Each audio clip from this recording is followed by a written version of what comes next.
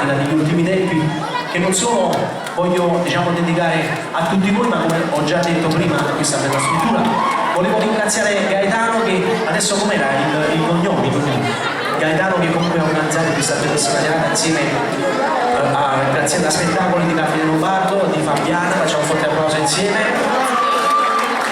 Fabiana Negeri, e chi altro? Non vorrei dimenticare nessuno, a Mano Ceri, ho detto, sta qui, a Matteo, un saluto a Matteo, poi ciao Matteo, un bacio forte, non so c'è qualcun altro ancora da salutare, ovviamente il tutto non si potrebbe fare se questa sera non gestissimo voi, e siete la cosa più bella della serata. E quindi a tutti voi, da parte mia, ti amo e ti penso.